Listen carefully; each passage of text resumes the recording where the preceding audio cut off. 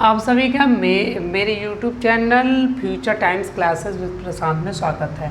मैं आप लोग के लिए आज कुछ डिस्टेंस एंड टाइम्स पर क्वेश्चन लेकर आया हूँ और मैं इसको ट्रिक पे सॉल्व करना बताऊँगा कि अगर डिस्टेंस एंड टाइम का क्वेश्चन आए तो ट्रिक पे आप कैसे सॉल्व करेंगे।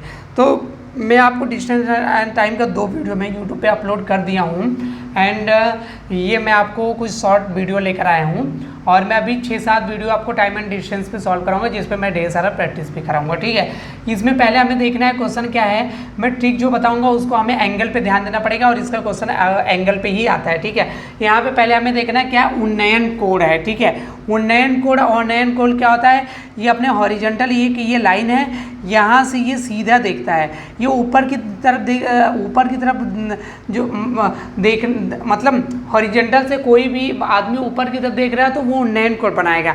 अगर कोई भी बंदा अपने हॉरिजॉन्टल ऊपर से नीचे की तरफ देख रहा है तो अवनमन कोण बनाएगा, अवनमन कोण। ठीक है, ठीक है, ये उन्नयन कोण हो गया। ठीक है, तो आपस में ये उन्नयन और अवनयन कोण ये ऊपर की तरफ देखता है एंड ये नीचे की तरफ देखता है, दोनों हॉरिजॉन्टल से ही देखते हैं। ठीक है, तो ये दोनों कोण आपस में बराबर हो जाते हैं, ये कोण उन्नयन बराबर अवनयन दोनों आपस में इक्वल हो जाते हैं। ठीक है, तो यहाँ पे उन्नयन कोण मीन्स नीचे से कोई ऊपर की तरफ देख रहा है। ठीक है, ये क्या स्तंभ की छाया की लंबाई 24 मीटर कम हो जाती है। ठीक है, एक स्तंभ है, ठीक है, स्तंभ है। ठीक है, सूर्य का उन्नयन कोण 30 से 60 हो जाता है।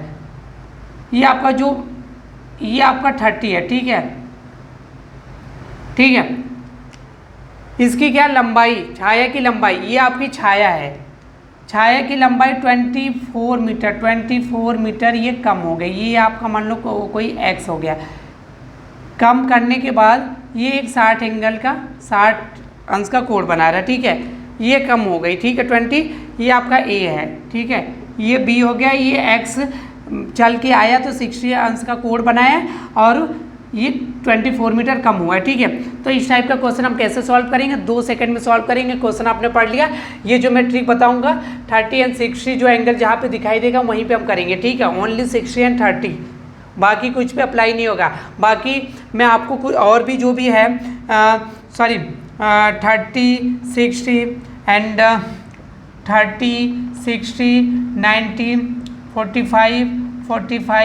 90, 15, 75 एंड 90, ये सब पे मैं ऑलरेडी वीडियो बना के यूट्यूब पे डाल दिया हूँ। प्लीज़ आप इसको जाइए, वीडियो को प्ले करके देखिए और अपना क्वेश्चन जो भी ट्रिकी मैं बताऊँ वो ट्रिकी फॉलो कीजिए और एंगल पे बराबर ध्यान दीजिएगा। अगर मैं जो ट्रिक बताऊँगा 30, 60, 90 वो 30, 60, 90 पे ही अप्लाई होगा।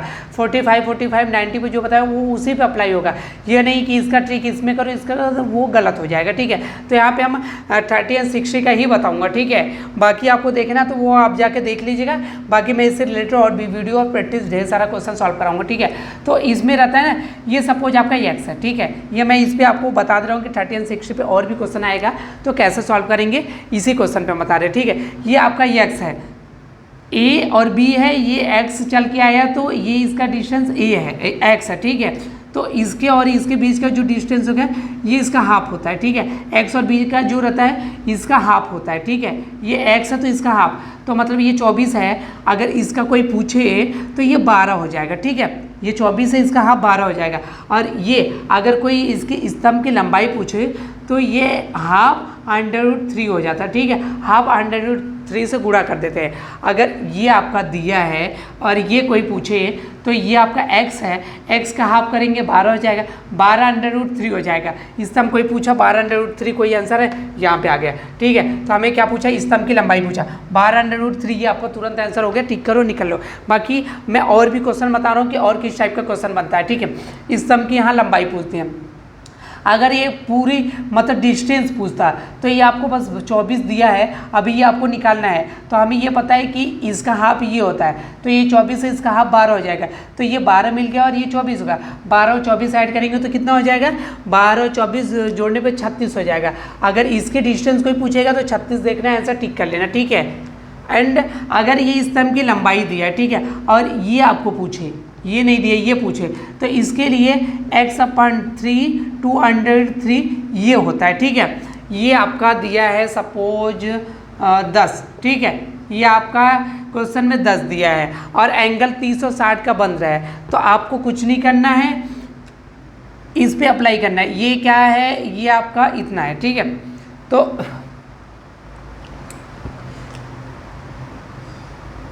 ये रेशियो है, इसका रेशियो होता है, ये इसके इक्वल नहीं होता, ये 2 और 3 बराबर x/, ये पूछा है तो इसके बराबर ये दिया है, इसके बराबर 10 दिया है, ठीक है, इसके बराबर आपको 10 दिया है।